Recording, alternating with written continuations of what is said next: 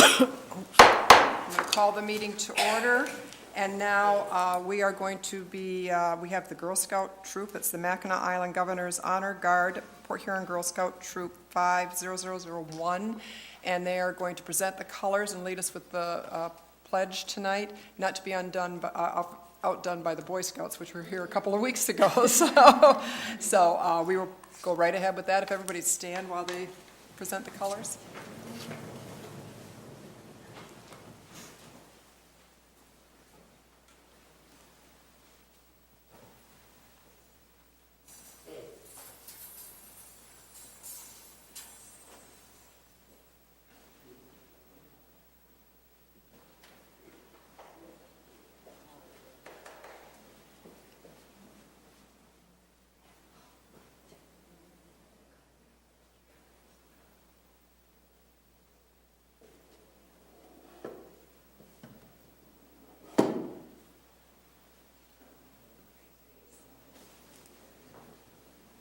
Please join me in singing the Pledge of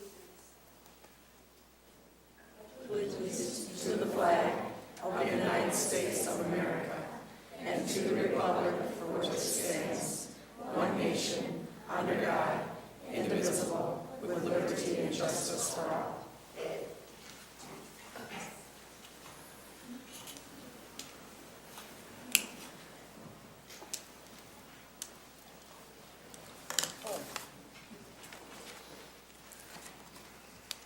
Well, I was trained to stay standing until they, We all sat down, yes. yeah, they all sat down. You see, they went to a different school than I did. Okay, now I will sit down. Thank you very much. It's very nice to see all the Girl Scouts in the audience tonight. With that, I'll have the clerk take the roll. Councilmember Archibald. Here. Councilmember Ashford. Present. Councilmember Harris. Councilmember Lamb. Here. Councilmember Ruiz. Councilmember Warden. Here. Mayor Rep. Here. The minutes from the special meeting of February 22nd and the regular meeting of February 26th. So move, Madam Mayor. Thank you. Is there a second? Second. Is there any additions or deletions? All those in favor, please signify by saying aye. Aye. Any opposed? Minutes stand as submitted. We have two presentations tonight. If the clerk would please read the first presentation. Proclamation recognizing Melissa Zakola for her achievement in being selected to officiate women's hockey in the 2018 Winter Olympics. Well, we're very proud to have Melissa here tonight, and I'm going to do this a little bit different because Gary Fletcher is the one who brought her to my attention as being a great person who was over in the Olympics doing the officiating. So I told Gary if he'd like to introduce her. So I'm going to let Gary Fletcher introduce her, and then I will join him at the podium and give her a proclamation. Awesome. So, needless to say, this is Melissa, and she was born here in Port Huron. And my wife and I think other than family members, were one of the first people that held her as a little baby. And she grew up here in Port Huron and started skating at 3 years old. And Melissa's dream was to be to go to the Olympics as a figure skater. And she was actually one of the more exceptional skaters that ever came out of Port Huron. She wouldn't tell you that, but and ended up qualifying and going to the national competition in Philadelphia and didn't quite get to where she wanted to go. So the Olympic dream wasn't going to happen as a figure skater. So time went on, and she went to college and she played some women's hockey, and then ultimately met her husband Jim, and he got her as they were dating to start officiating hockey. And one thing led to another, and she worked extremely hard at that, and became very good at it. And initially it was just beer league, and then some youth hockey, and then worked her way up the ladder. And then there was a process by which to get to the level she got to, you have to compete in the world stage. So she was, in France and Eastern European countries and the Orient and places like that, and ultimately became very good at it. And then for the Olympics, there were female referees from all over the United States competing, and 3 were going to be chosen. And so it's really tough to get picked, and Melissa did. And as Scott knows, he was a exceptional hockey player. Refs don't get shifts. They're on the ice all the time. They always have to keep up with the play. They always have to be in the right location to make sure that if a goal's scored, they get it right, or there's a dispute over a goal. They have to have the right temperament, judgment, knowledge of the game, and she did all of those things. And it's also interesting, which I learned at the Olympics, that they get judged on a game-by-game basis. And as a lawyer, I sure wouldn't want to get judged on item by item, and, you know, you're out if you, and Melissa stood up well and was a ref all the way through to the end of the Olympics. And so we actually had a homegrown Port Huron person accomplish that, and I thought it was just exceptional, and we're incredibly proud of her. So I want to introduce her to you and have her come here, and because she's one of ours. Thank you so much.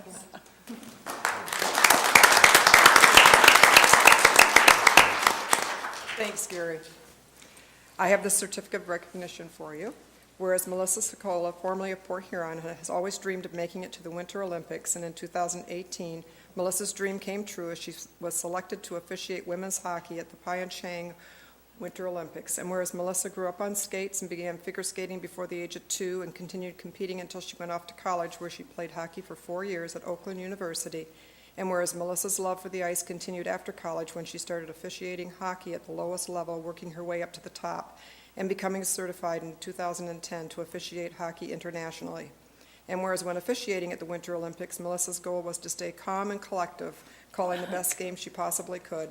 And whereas Melissa demonstrates commitment, leadership, dedication, hard work, and sportsmanship, encouraging all to never stop following their dreams. Now therefore I, Pauline M. Rep, by the authority vested in me as mayor of the city of Port Huron, and on behalf of council members Archibald, Ashford, Harris, Lamb, Ruiz, and Warden, do hereby issue the certificate of recognition to Melissa Sokola with sincere congratulations and best wishes for continued success. Congratulations. Would you like to say? Would like to. I don't know which way to stand. No, well, it's easier to use the mic, so you can stand like this if you want to. I'll have to Okay. decide where I am, and I'm going to visit here. So, Well, I love having a lot of young ladies here today because this experience has been absolutely amazing. And my dream started when I was your age or a little bit younger, and even though they can change, they can be amazing regardless. So sometimes when you don't reach that one goal you maybe had in mind, it can change, and you can reach that one, and it can take you to another one and another one until you actually make it all the way there. So never give up on your dreams. Always allow them to change as you change, and the future can be whatever you want it to be. So it can be really exciting. But thank you so much from the bottom of my heart.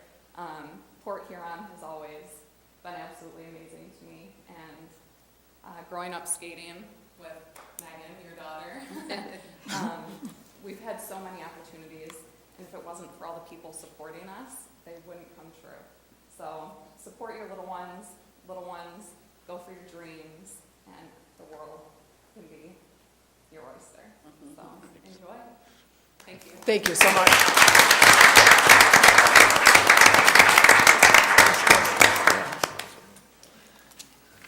We won't be outdone by Marysville. He's got to be a first NHL referee. Right. There you go. There she is. You can come back then. We'll Oh, move on. Melissa. We'll move on to the next presentation.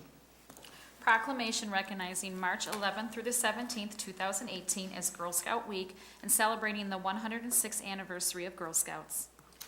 I don't know who's going to receive this, but whoever it is, me. You all are. How about You all are. Okay, I'll stand. Am I staying right up here so we can? Yep. Face the mayor.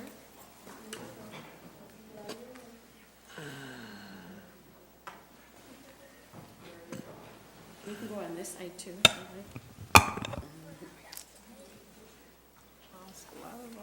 Okay, we got everybody. Whereas March 12th, 2018 marks the 106th anniversary of Girl Scouts of the USA, founded by Juliet Gordon Lowe in 1912 in Savannah, Georgia. And whereas throughout its long and distinguished history, Girl Scouting has inspired millions of girls and women with the highest ideals of character, conduct, and patriotism. And whereas through Girl Scouting, girls gain courage, confidence, and character, making their local communities and the world a better place. And whereas Girl Scouting connects girls to a world of possibilities in a positive and inclusive girl-led environment, where girls are inspired to discover their passions and empowered to reach their full potential. And whereas more than 2.6 million current Girl Scout members nationwide will be celebrating 106 years of this American tradition, with nearly 60 million women who are former Girl Scouts and living proof of the impact of this amazing movement. Now therefore I, Pauline M. Repp, by the authority vested in me as mayor of the city of Port Huron, and on behalf of council members Archibald, Ashford, Harris, Lamb, Ruiz, and Warden, do hereby proclaim the week of March 11th through the 17th, 2018 as Girl Scout Week in the city of Port Huron and applaud the commitment Girl Scouts have made to America's girls. You want to say a few words? Pauline, before you leave, we want to thank them for these cookies up here, too. I'm going to get my milk when I go home after the meeting and eat these cookies. Thank you. Thank you. Hey, Landon, grab your stuff.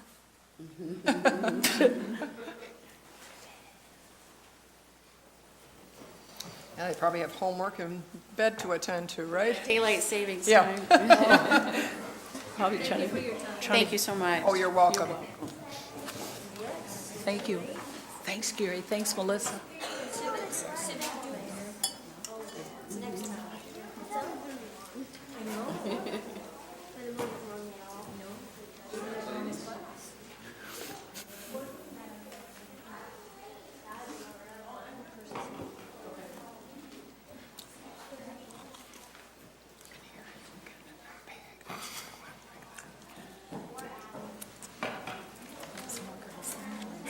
Yes, that's right. We'll move on to public hearings. Number 1, please. To hear comments on a grant application in an amount not to exceed $300,000 to the Michigan Department of Natural Resources Trust Fund to assist with McMorran Plaza accessibility improvements, with matching funds to be provided through the city's annual allocation from the St. Clair County Parks and Recreation Millage, recreation funds, donations, and in-kind services.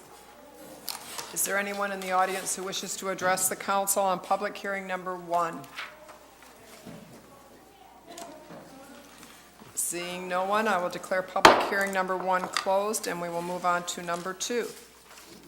To hear comments on a grant application in an amount not to exceed $300,000 to the Michigan Department of Natural Resources Land and Water Conservation Fund to assist with McMorran Plaza accessibility improvements, with matching funds to be provided through the city's annual allocation of the St. Clair County Parks and Recreation Millage, recreation funds, donations, and in-kind services. Is there anyone in the audience who wishes to address the council on public hearing number 2? Seeing no one, I'll declare public hearing number 2 closed, and we'll move on to number 3. To hear comments on a grant application in an amount not to exceed $45,000 to the Michigan Department of Natural Resources Trust Fund to assist with improvements at Palmer Park for a new ADA parking lot on the north side, accessible walkways, and inclusive design play equipment, with matching funds to be provided through the city's annual allocation of the St. Clair County Parks and Recreation Millage, recreation funds, donations, and in-kind services. Is there anyone in the audience who wishes to address the council on public hearing number 3? Seeing no one, we will declare public hearing number 3 closed and move on to 4. To hear comments on a grant application in an amount not to exceed $75,000 to the Michigan Department of Natural Resources Recreation Passport Program to assist with improvements at Palmer Park for a new ADA parking lot on the north side, accessible walkways, and inclusive design play equipment, with matching funds to be provided through the city's annual allocation from the St. Clair County Parks and Recreation Millage, recreation funds, donations, and in-kind services. Is there anyone in the audience who wishes to address the council on public hearing number 4? Seeing no one, I will declare public hearing number 4 closed, and we will move on to public comment. This is the opportunity for anyone in the audience, if they wish to address the city council on any matter either on the agenda or under our jurisdiction. You can come forward to the podium, give us your name, and you have 4 minutes.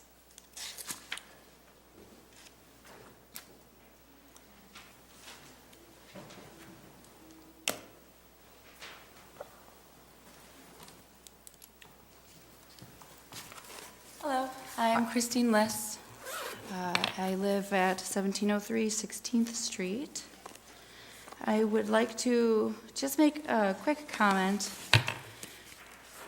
So I have been having issues with the Blight Department, and through tax season, I was able to come across money to pay off my blight fines so I could finally close on my house and finish paying that off completely without any concerns of there being a lien on my home. So I went to the Blight Department to pay my fine. I had two. One had gone to lien, and another was still as an invoice. I went to pay. They said I only had one fine for $330 to mow my lawn, so I sucked it up and I paid it because I didn't really have much of a choice. And when I had inquired about my first fee that I had had, they said that it wasn't there, it didn't exist. Oh, there was a mistake. Apparently, for my winter taxes, under sewer, which was $180, that was actually blight. So the city sent out, under my winter taxes, a false charge. So I'm just, and they knew, like they said, they knew that there was an issue with that, but no corrections were sent out, no phone calls were made. So I'm just wondering what the deal is with that. If that can be something that's looked into, because I thought I had a lien on my house, and they took that fine and put it under sewer and then changed it later. So I have a copy of my corrected tax bill, which it says blight, $180. And then I have my actual tax fines, or my taxes, my winter taxes, where they say it is, oh, it's in here somewhere. Here we go. Yes. Sewer, $108. So, Are those copies or just the original? these are just my original. I can make copies and get them to you. It's on that address. Can you look into that for us, please? Yep, already have. Okay. Yes. Then So, I will have Mr. Freed look into that. thank you. Get back to you. I'm Okay. just, and then I went to, I had a couple late fees, $10 for late fees for paying my winter taxes. Again, money is tight. And when I went to, the government building across the street, they said I owe $279, when I guess it wasn't updated, so your government buildings aren't like sunk up That's very. the county and this is the city. and Right, but when I it's- went to pay it, they said, and I said, no, that's not right, and I feel like if I hadn't known that, I would have had to pay more, so somebody can do something about that all being together, that would be really good for your citizens. We'll look into it. Thank you. Thank you. Is there anyone else in the audience who wishes to address the council this evening? Question. Did you say it already happened? You do need to come to the podium. Did it already happen? I don't know what you, That was your comment, right, Jan? Mr. Freed? I don't address it City at this manager? point. we don't go back and forth at the meeting. I've asked him to look into it and get back to the city council and let us know what the whole. You said it already happened. So what were the results? I will not respond. We don't go back and forth. We need to have him respond to us and we'll respond. But you made a to him. statement. You made a statement that was that it already happened. I had no plans to speak here tonight, but you said it already happened. So what were the results? We are not going to debate this right here. We need him to And let us know. you've been looking into it for a while now, and we haven't heard anything about it. And it seems like a scam. I can't believe the things that you all do and get away with. Sir, we will get back to You are a criminal. Is there anyone else in the audience who wishes to address the city council this evening? Seeing no one else, I'll declare public comment closed. We'll move on to, from the city manager, number 1, please. Accepting the unit price bid from S.A. Torello Demolitions Incorporated in the estimated amount of $82,750 for maintenance dredging of the Black River Canal entrance at Lake Huron and the depositing of the dredged materials at the beach in Lakeside Park for the year of 2018. Is there a motion? So move. Mayor Pro Tem Ashford, is there a second? Second? Councilmember Lamb, is there discussion? Madam Mayor, if I could provide some explanation. This is for, last council meeting, we did the dredging for the Black River Canal. This is for our dredging contract for the mouth of the canal. These are estimated amounts, meaning we really have no idea. We're at the, 1 year we didn't even dredge, 1 year we dredged 6 times. A couple things I want to say. One, I appreciate Fort Gratiot Township and Port Huron Township. We are still in a cost-sharing agreement with them to help with this. Also, the high water levels in the Black River, because of the floods, the canal actually backflowed, which it does about every year, sometimes every other year, and washed it out pretty significantly right now. So right now, we may not even need to dredge until mid through summer, but we really don't know. We are regulated by the DEQ of where we can take the sand. Sometimes, we used to be able to just dredge the sand and the excavators would take it and then actually not even charge us because they would use the sand to build basement foundations and whatnot. The DEQ changed our permit and said we can no longer just remove the sand, we must put it back into the sand system. And they dictate where we can place the sand, and that is at Lakeside Beach. We have been dumping so much sand at Lakeside Beach, it has created quite a little bluff approaching the water. So this year we will do some more excavating to smooth that out. We'll take it to the north end of the beach this time because the south end really can't handle anymore. But in addition to that, Lenny's team is working with the DEQ to see if we can't expand our parameter of where we can dump that sand. There's actually some residential homes that need sand because of erosion. So if the DEQ would allow us to do that, we could probably get it off of Lakeside Beach. To be quite frank, Lakeside Beach just doesn't need any more sand. And so that's what's going on at the canal, but this is estimated quality of 4,500 cubic yards. We rarely ever use this much, but again, we just don't know based on the season. But right now, it's pretty wide open. Thank you. Yes, Mayor Pro Tem Ashford. And how did this compare, the $82,750 to last year? I think, Lenny, if you want to come up and give last year's amount, I don't have that in front of me. Oh,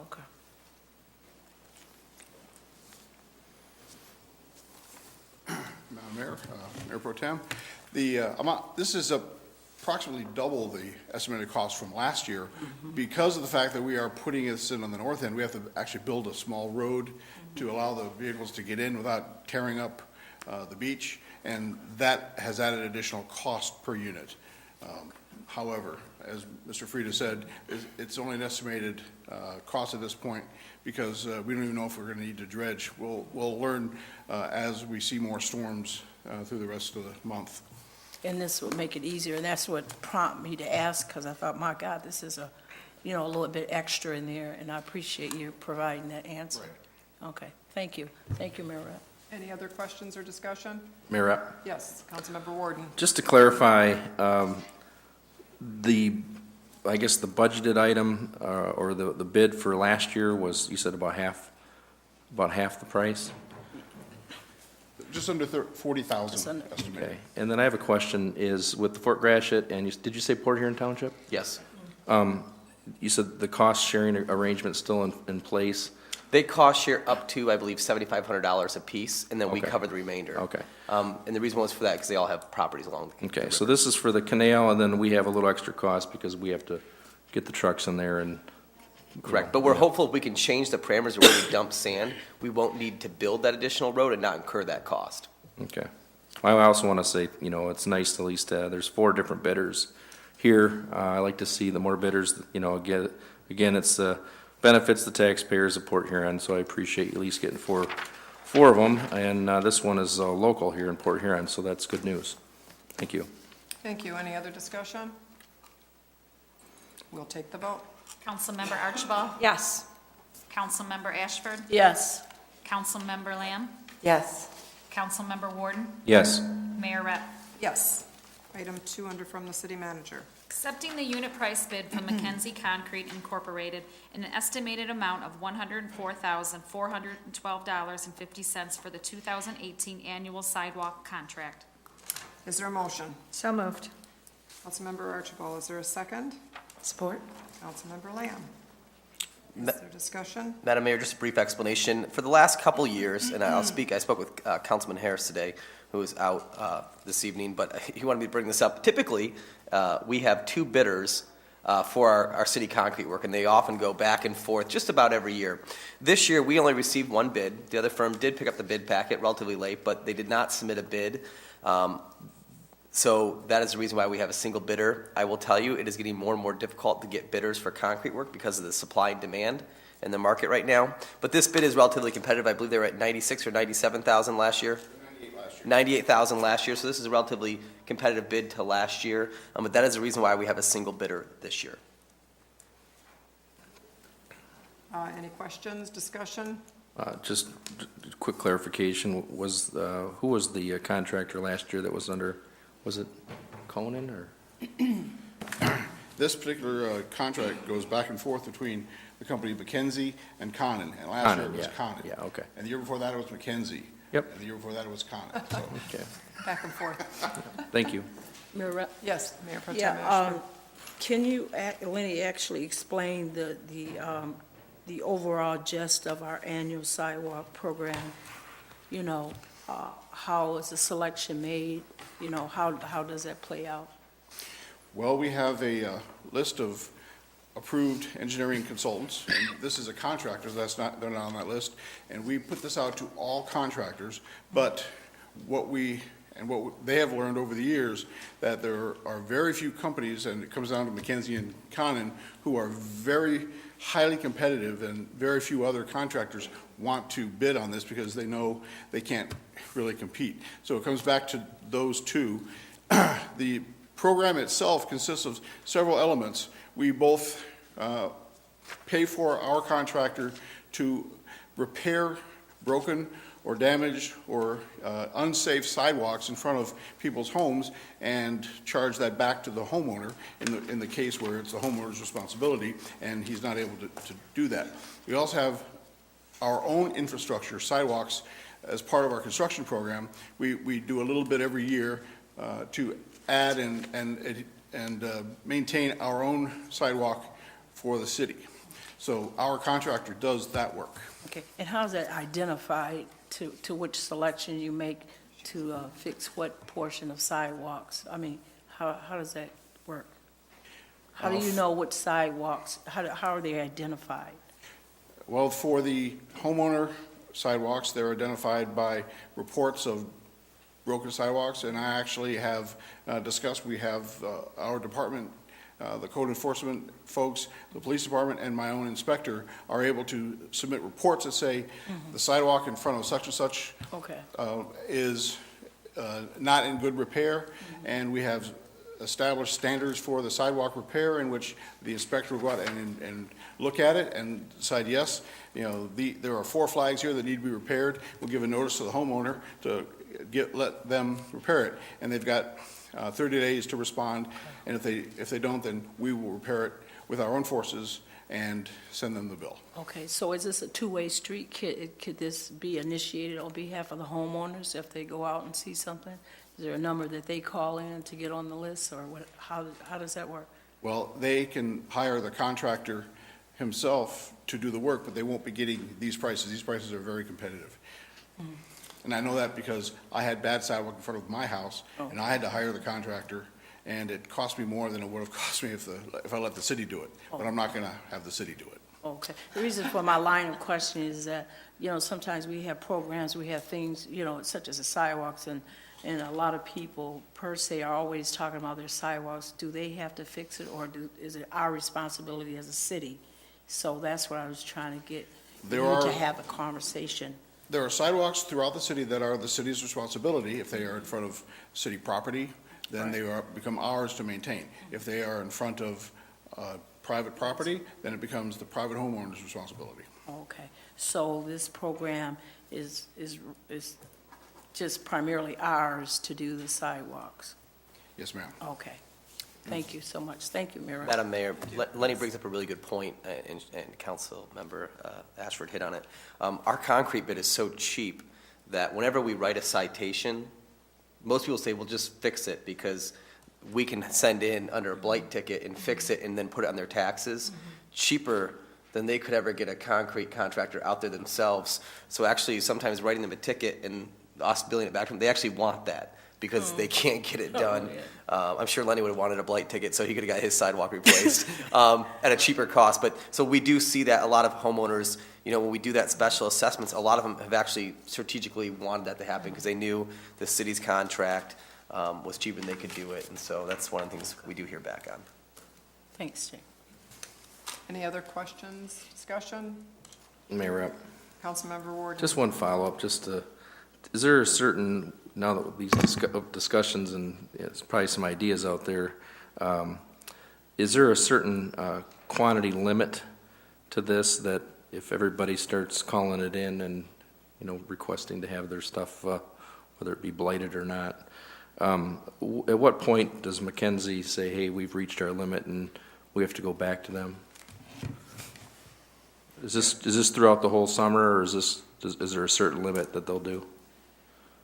So there's not a limit on how much they can do, other than how much they can actually get to, which Okay, is, they're always very busy. okay, thank And you, we do not get calls from citizens asking us to fix their sidewalk. okay, thank you. Thank you. Any other discussion? We'll take the vote. Councilmember Ashford? Yes. Councilmember Lamb? Yes. Councilmember Warden? Yes, Councilmember Archibald? Yes. Mayor Rep. Yes, move on to resolutions. Number 1, please. Authorizing 4 payments. Is there a motion? So moved. Councilmember Archibald, is there a second? Second. Councilmember Lamb, any discussion? We will take the vote. Councilmember Lamb? Yes. Councilmember Warden? yes, Councilmember Archibald? Yes. Councilmember Ashford? Yes. Mayor Rep. Yes, we'll move on to item 2 under resolutions. Approving the agreement with the Port Huron Area School District to assign 2 police officers to serve as school resource officers on the Port Huron Area School District campuses for the 2018-19 school year. Is there a motion? So moved. Support. Councilmember Archibald and Mayor Pro Tem Ashford. Could we have perhaps, I know there's been a lot of press on it, but it doesn't hurt to have more press on it. Could we have maybe Yeah. Captain explain it to us a little bit? Or am I going to put you on the spot? He's prepared for this. That's why he's all did up. No, he look nice. Good evening, Madam Mayor, Council, City Manager Freed. Since the school resource officers went into effect last Thursday, we've got nothing but great review. I was in contact with Mr. Kahulis over the weekend, asked him how it was going, and he says the officers that were selected are doing great in the schools. We have Officer Phillips in Port Huron High School. We have Officer Heisman that'll eventually be assigned to Port Huron Northern, but he's off with a hand injury right now, so Sergeant Segi is filling in. But he says it's been great. The teachers, the parents are loving it, and the students have actually embraced it also. They feel that there's a sense of security now into the school. So it's been very positive. We've had no negative comments. Both officers have actually been really busy in the school. They've been approached by many of the students, both for mentoring and also some formal complaints. But it's a great working relationship between Port Huron Police Department, the city of Port Huron, and the Port Huron Area School District. And I'm glad that the city was able to reach out and make this venture work. Thank you. Is there any questions, Oh, I haven't discussion? had any questions. Just a comment. Go right ahead. I would just like to congratulate you and the school district for a job well done. I was there at the press conference, and I think this is, it's very exciting. I think that's a long time coming, and I'm glad we were on the forefront of it, and we're really thinking about keeping our students and our teachers safe. And I agree with you. I love what it represents for the students and having them there and making them feel comfortable, and that they have embraced them as well. Thank you. Anyone else? Comments? Well, I thought Scott, oh, no, I would just like to, ditto Councilmember Archibald's things. I think not so much if it was a long time coming, I don't know that part, because I didn't want this time ever to come. I wanted our schools always to be a safe place for them, but I know times change, and when we have to be prepared to meet that change, to make that difference that you're making. What my question is that, I know you referred to it as the program, what do you call it, the School Resource Officers Program. Did you have a model that you're modeling this after, or is it something that you just pinned it, that name? No, the school resource officer has been modeled for years, Oh, okay, but this information that we obtained to model the contract and how we're going to supply them into the school was actually brought forward to us by Mr. Freed. Oh, okay. So that's the difference that I'm trying to infer. So it was tailored to meet some of those emerging needs as far as security. Yeah, absolutely. Yes. So this contract, Yeah. in the model that we deployed, I first deployed this in 2010 in Lakeview, Michigan. I deployed it a second time in 2012 in Stanton, Michigan. This contract has been duplicated probably more than 20 times across the state of Michigan, as also with the job description. This model works as in it sets the framework up for a collaborative approach, and then Chief Baker and Captain Platzer, while working with school administration, were able to curtail the job description to meet the needs of this specific community. And so I applaud Captain and Chief for that. I was able to provide the framework, but this was something, we talk about collaboration, you really see the benefits of it when a need arises. This was literally something it's been in the strategic plan for the schools for many years. They sat down with us and we developed this within almost a day. We had the framework in place. We were able to send it off to legal and have it back. You know, we're working throughout the evening, but that relationship that Captain has with the school administrators, that Chief has with school administrators, that was you see the fruits of that in something like this. Yeah, I do. I think it's wonderful, Captain. And then also lastly, Mayor, is that, so this is 2018 year through 19. Are there any plans after this? Yes, we met with the school district, we met with Mr. Freed, and we're going to see how this school year goes, and then we're going to see what we can tweak, what we need to improve, and then move forward and hopefully continue this into years to come. Okay, so just using this as a baseline to see where you can grow and enhance to become better at what we're doing here. Correct, and we've got Officer Phillips and Sergeant Say reporting back to us daily going, this is working great, these are some areas that we need some improvement on, and we're constantly talking to the Port Huron Area School District, and like I say, it's been a great collaboration, and I know Chief Baker wanted to be here tonight, but he also wanted to thank you, and I would like to thank you for your support for this project also. Thank you. Real quick to add to what she said, just more explanation. This is a 50-50 cost-sharing agreement. The current contract that I executed using current budgeted dollars was the school will pick up the entire cost to the remainder of the school year moving forward. One of the key reasons why we're driving this on just a one-year pilot program is that we firmly believe that the Department of Justice is going to release some grants for school resource officers.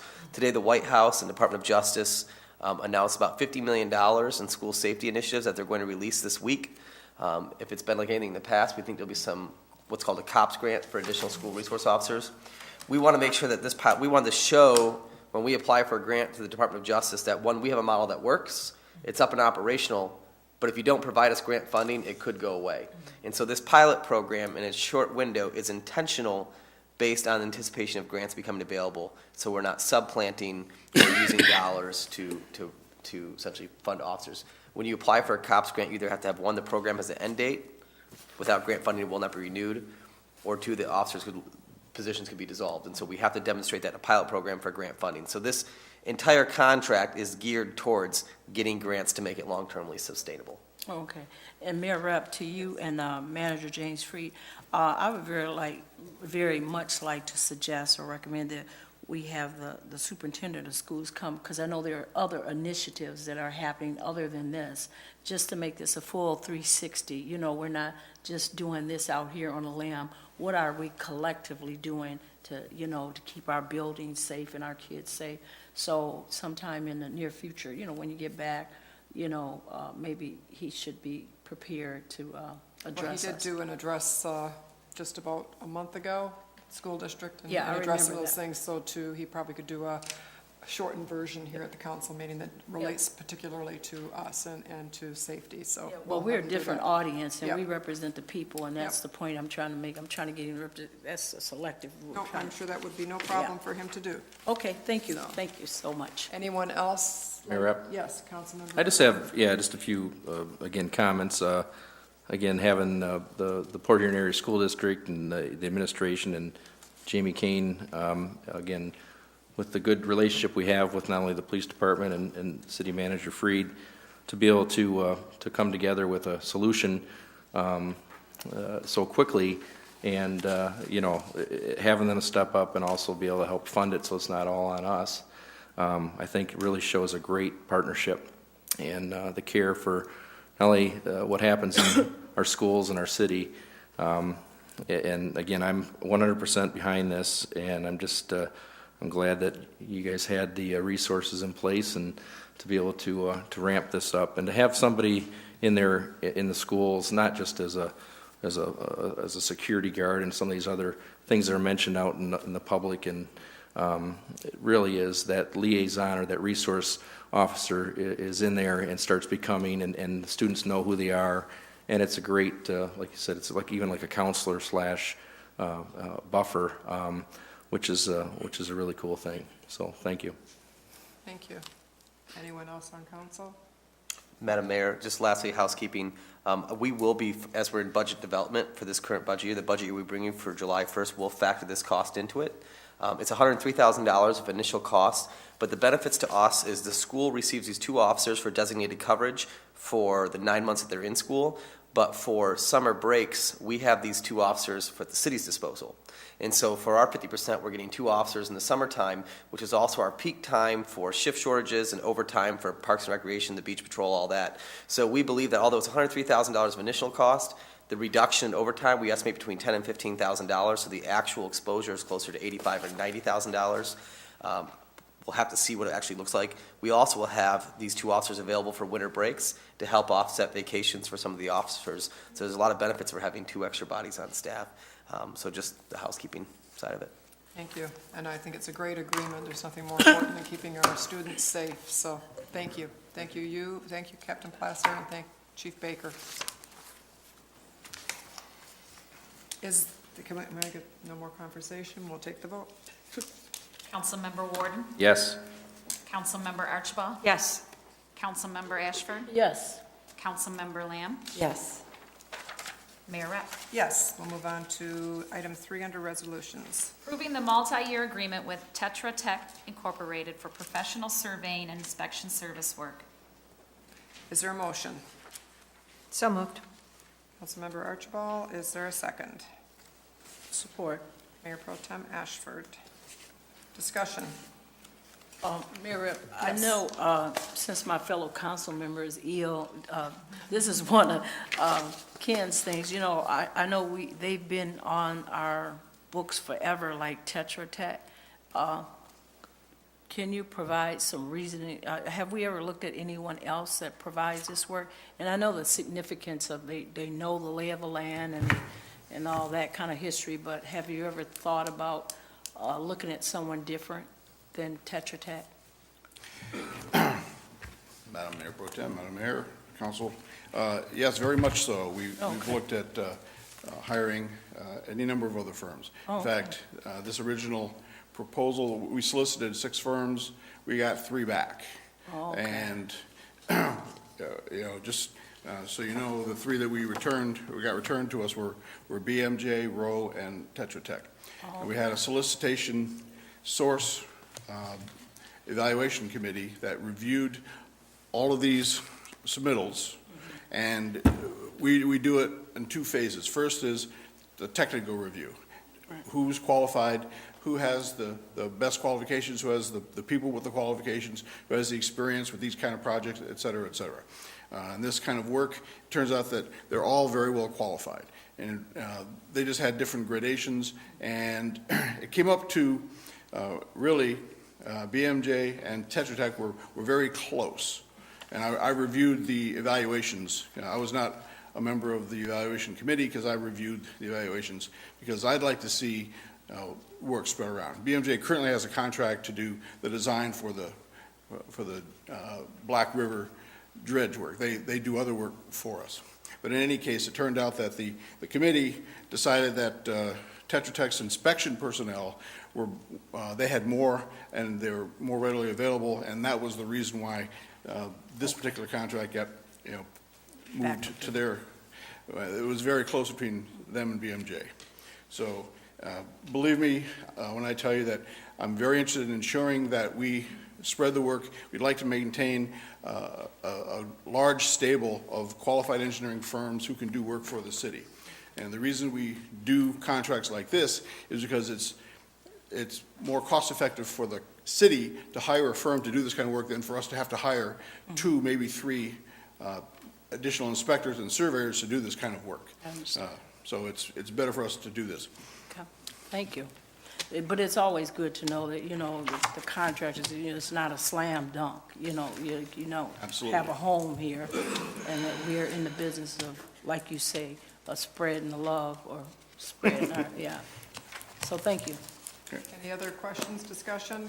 You're up. Councilmember Warden. Yep. Just a little more clarification again. Are there prices per hour for the things, are they pretty much similar? So it's not based on price? I'm just sir. trying to see with the local, I know they're very, very qualified, and it does seem, again, I just like to, I keep seeing the same name, and it's nothing against the service that they're doing, it's just that the other people trying to be involved, and again, a local one is, again, the BMJ. I just wanted to know, are their hourly rates about the same?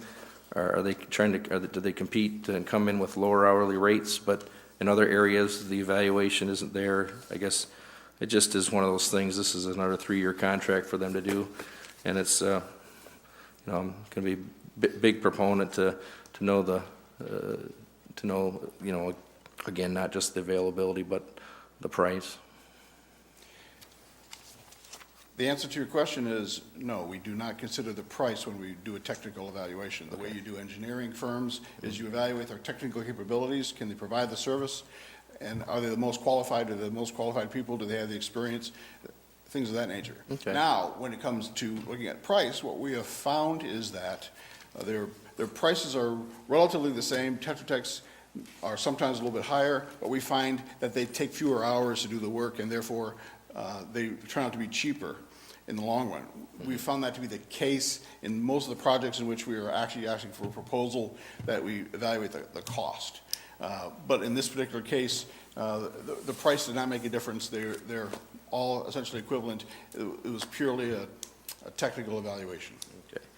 And do you give at least feedback to the local ones, the other ones that are trying to Yes, come in and say, absolutely. hey, this is Because we're some very interested areas? in ensuring that we keep a stable of well-qualified engineering firms. And in fact, this particular project was solicited prior to the development of our new engineering firm list, which we do every 2 years. It was finished at the beginning of this month, and we have new firms that we'll be able to, we will be able to solicit going forward.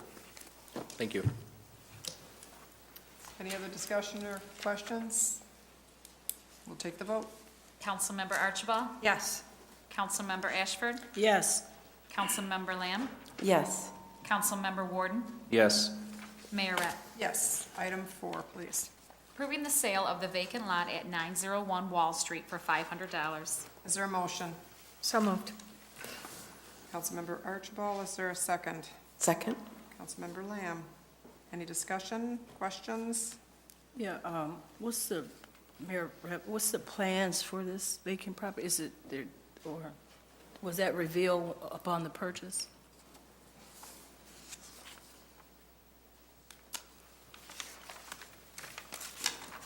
Good evening, Mayor and Council. The plan is for this property to be sold to the adjacent property owner.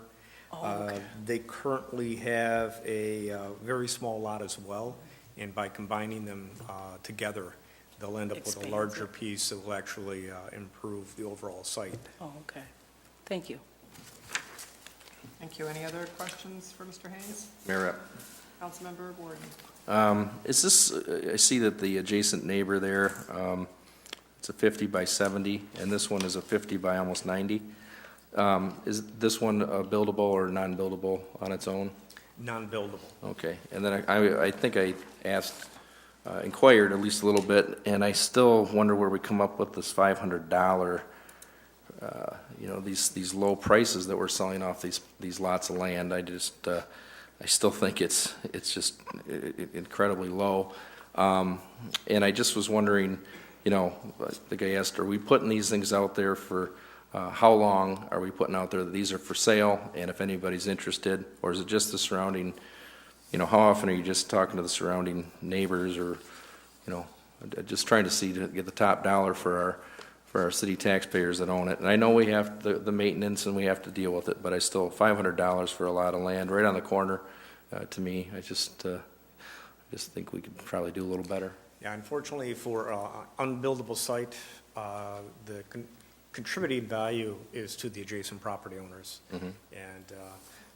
The exact value of an unbuildable piece of land is really between two parties, and that's historically what it would have been in that 500 to possibly 1,000, depending. But for us, one has value, and that we're not having to take care of any of the snow removal or lawn care. But at the same time, in the long term, we're now creating a piece of property that is going to be viable, not only because this is unbuildable, but also the other piece is below the norm in size. And by contributing this piece of property to it, you're increasing its value and its marketability down the road. Okay, and is there any stipulation that they can't sell the lot separately, or does it have to be? They wouldn't be able to sell a lot because it's unbuildable. Oh, okay. David, question for you. If you have a lot, for instance, this one, that you can't build on it, so pretty much you can, if you bought it, so say I bought it, or someone, John Doe bought it, I can mow it, I can shovel it. Is there anything else I can do with this parcel? No. So how deep is the market for this land, do you believe, as a real estate appraiser? You don't have a market for it because it's unmarketable, because you can't do anything with it other than the adjacent owners. How long have we had this parcel in our? This piece of property burned in 2010.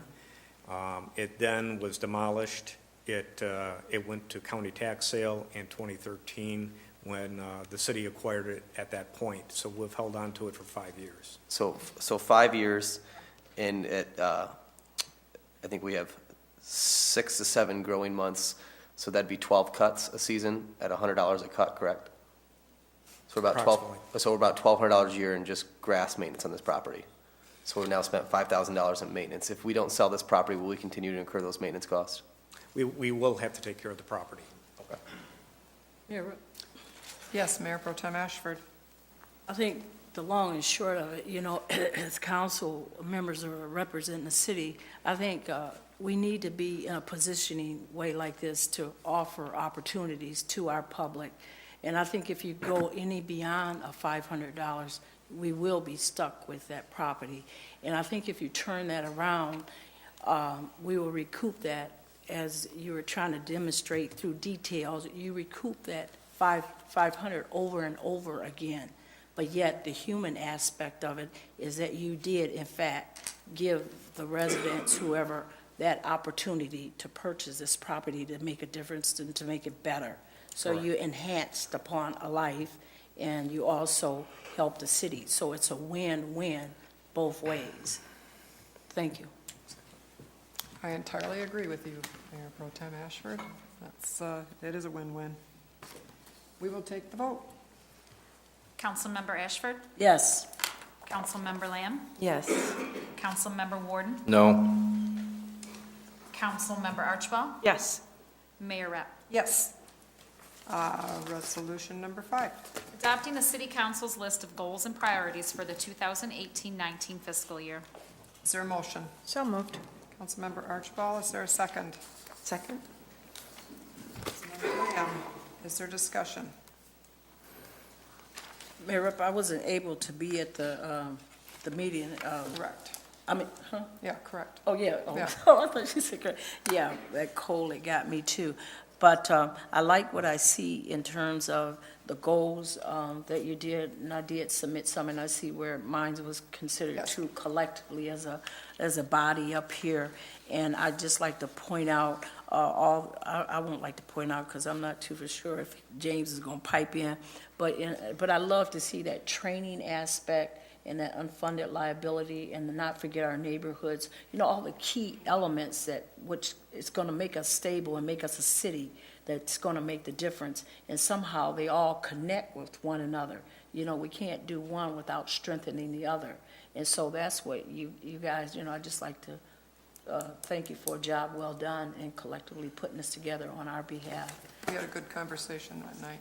So, yeah, it was quite good to talk about all of those things. And I was going to additionally ask that in the future, if the city manager, you know, if you look at these goals, the top 10 ones particularly, and put together some kind of a plan, or not a plan necessarily, but something that we can look at as to how we intend to get there. You know, Yeah, how you absolutely. think we can get there and reach that goal. Yep, absolutely. Instead of just saying it, yeah. yeah. Yeah, absolutely. We'll also take a big stride this in our budget upcoming, right. but also you'll see, we'll start, and actually you'll see it in the next resolution, we will start referencing this document with proposals we bring you throughout the year. So when we bring you a proposal, we're gonna nexus it to how it relates to your goals. Okay. Whether that be spending or initiatives in neighborhoods or in the parks, we're gonna reference, you know, goal 7, goal 6, goal 5, and so you will begin seeing that. And we did a little bit of it last year, we see it some tonight, so we will be doing that. Perfect. But this is not in any said order, you just listed them, right? The They're the not 1 through 10, the prioritized. top 10 we actually Oh, that's voted the on. top. Is Oh, the okay. top Oh, you 10. did? Oh, Yeah, okay. we had Oh, that's the good. Okay. nice little dots that we all got an Oh, so y'all opportunity to put the playing dots on there. games when I went at Yes. the table, huh? So the top, those are, of all, everybody, it's inclusive of what everybody said. However, then the ones were put on the board as far as those that they wanted to put on and then voted on them. Oh, okay, So, great process. Yep. And the only thing I would add different is that, you know, it's always good to know where you're going, but let's start from a baseline where we are currently, the current state, and then it would give us that much of an eye catch on how we have progressed in moving towards that mark. Because you may not even make your goal, but you have made the efforts to get there, you know, so I think that's important. Thank you. Yep, thank you. All Any right. other discussion? Mayor Epp. I Councilman just Gilmore? had, you know, again, the February, I think it was February 12th special meeting, February 22nd.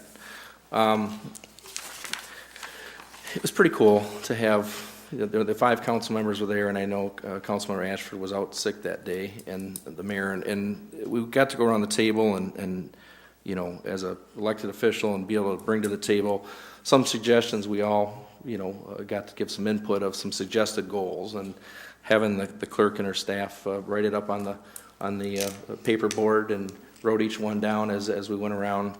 I thought that was a pretty good, nice approach. And then to have, when we're all said and done with them up there, to hand out those stickers for all of us to go put it next to it, I thought that was pretty cool. And one thing I had is that, you know, it's like, well, if anyone's going to have 4 or more dots, then that's what's going to be on our goals. So I just had my concern is number 10 is this, you know, regarding research options to relocate City Hall. And, you know, this building here, and every single council member that was there out of the 5 of us, not one council member mentioned that goal in their, I did the too. 5 council members. I was there. You're 6, and the mayor, so. I'm still a council member. Okay, so out of the 5 of us, so out of the 6. And, you know, when we're going through that and not having that come up, there still was only 3, I think it was Councilmember yourself and Councilmember Archibald, and I think Councilmember Ruiz were the 3 that did choose and put their dot next to there. But the other 3 that were there, Councilmember Harris and Councilmember Lamb and myself, we did not choose to have that on there. And I said at the end of the meeting, if you remember correctly, because no, there was only a few that had 4 dots, and we said then we'll back it out and do the next set too, because if not, we would have only had 5 goals. okay, so as you change, I'm just trying to point out that there was definite, what I felt was equal participation, and then, but not to have, there's some that had 5, some had 6 dots that were definitely chosen by and suggested by majority that were there. I do not think that this relocating the City Hall should be on our goals and objectives for this year, because I don't think it passed the interest and the test at that point. And I think it's way too big of a thing that we should be even thinking about here with our unfunded liability so high, the tight budget constraints, and just the fact that we just poured millions of dollars in this building the last couple of years. I do think it would be wise not to have it on there, and I don't think it's, at least from my perspective, I didn't think that would be put on the goal list based on what I understood through that meeting and how it progressed. So, thank you. Well, that also is one of the goals that has been talked about repeatedly over the years. I've been on council, this is my 9th year, and we've talked about it almost every year. City manager had it on his list of things. And it did have, like I said, we would not have had 10 goals if we had not, because I remember when we looked at, that not all of them had at least 4.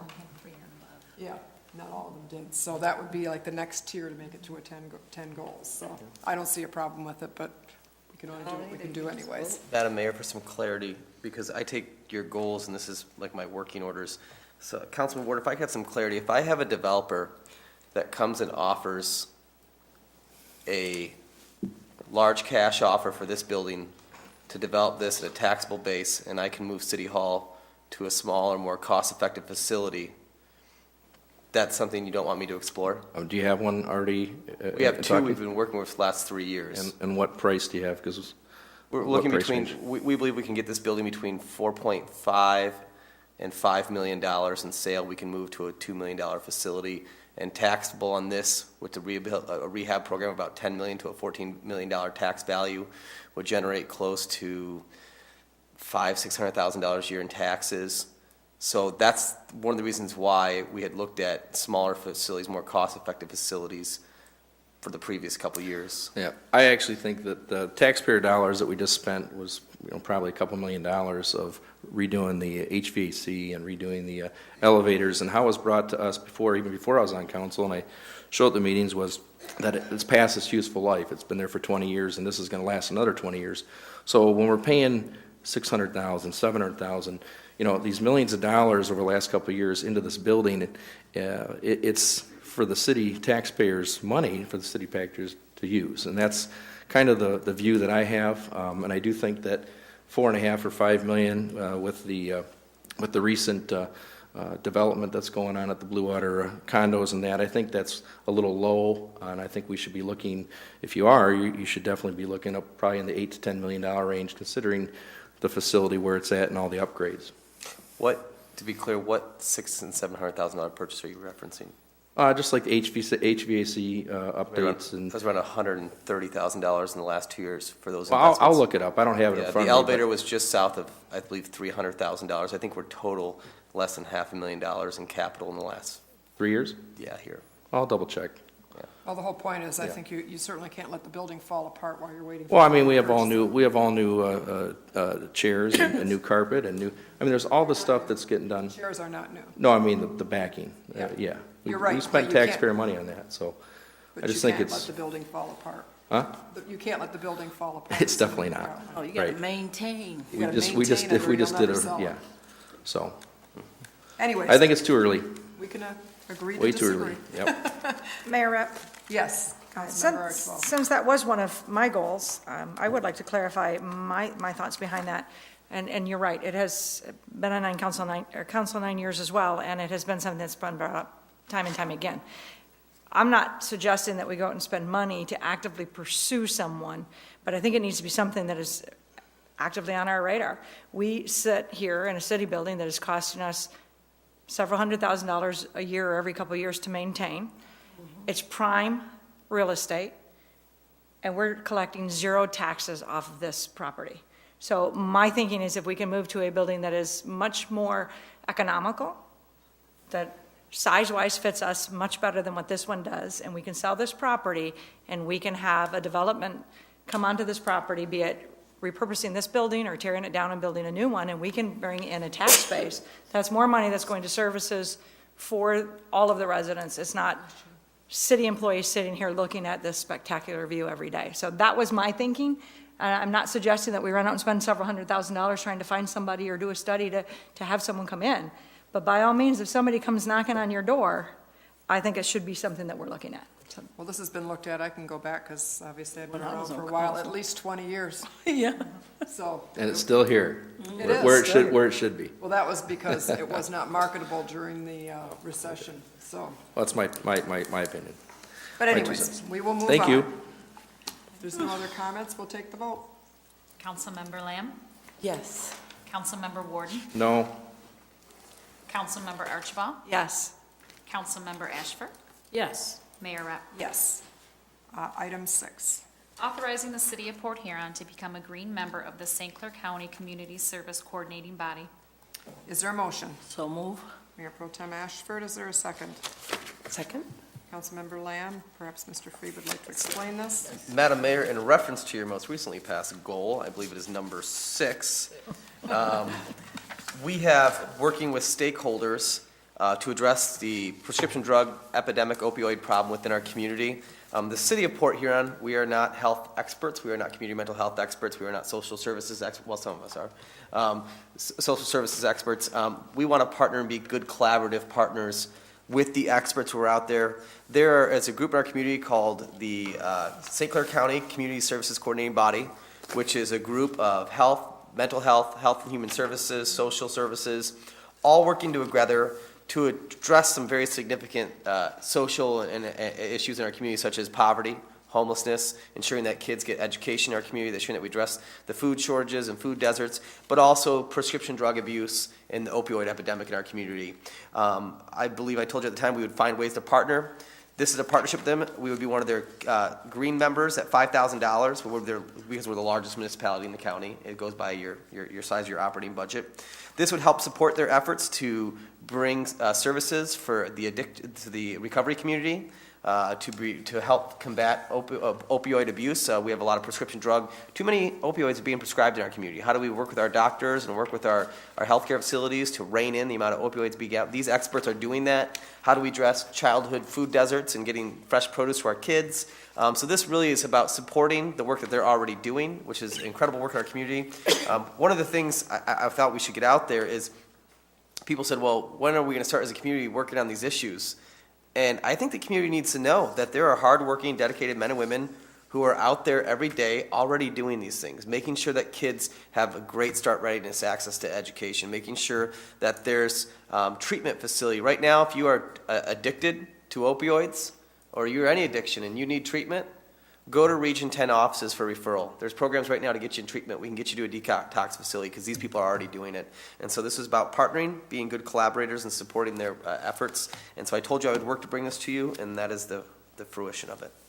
$5,000 annually or? Annually, correct. Okay. Any other questions, discussion?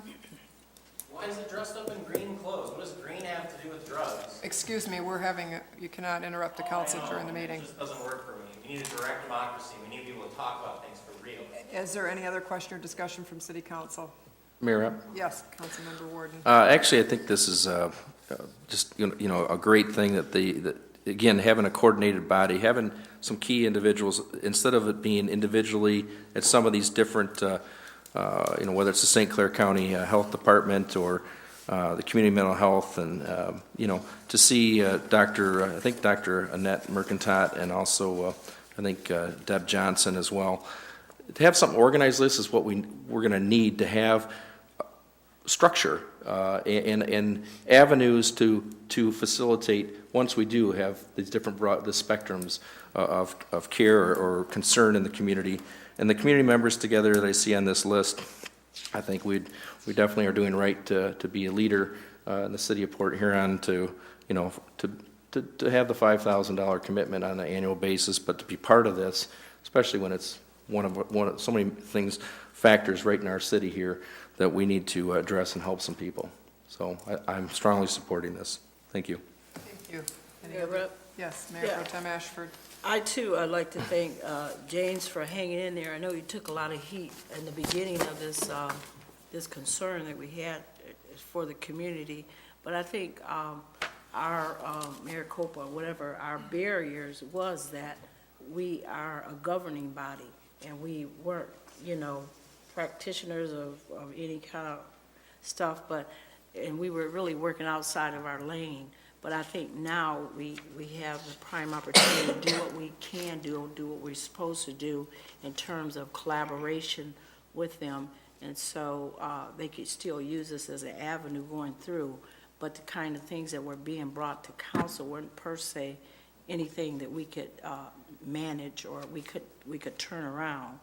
But I see this community service coordinating body can do that and be a credit to the community that we're trying to build.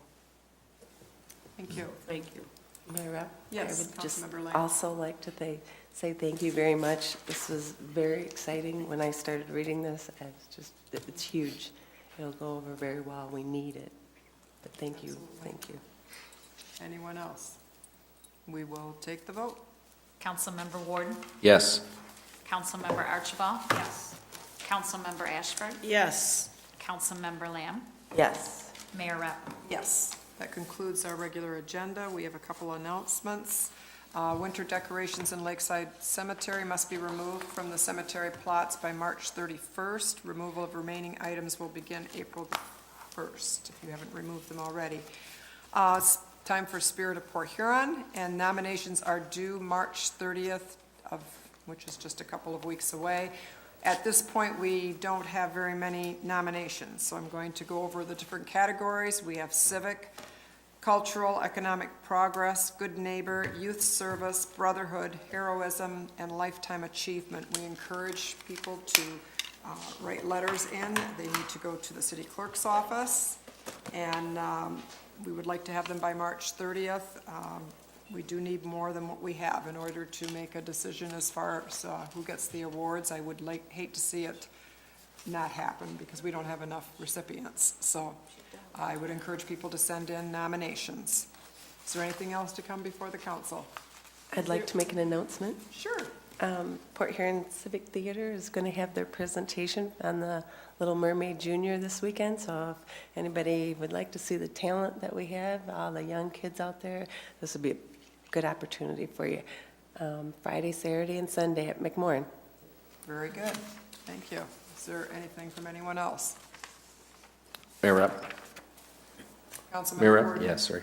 Just real quick, I think this past Saturday, actually Friday, was the Irish, St. Clair County Irish American, they hosted and organized the festivities. The Grand Marshal was sashed on Friday night as a normal tradition, and then on Saturday, we started off with a nice parade downtown Port Huron, which, again, not as cold as last year. It was a pretty good turnout and just a beautiful day. And again, following that, the local establishments around town, I think we had a lot of people in.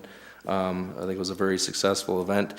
Most people were in great moods, and it's like coming out of hibernation, and it's a good sign that we have here in Port Huron. So I just want to say thanks to all those that helped organize that, and also the police presence as well, public safety. It was a great community event. Thank you. Anyone else? A motion to adjourn, please. So move. Thank you. Meeting adjourned.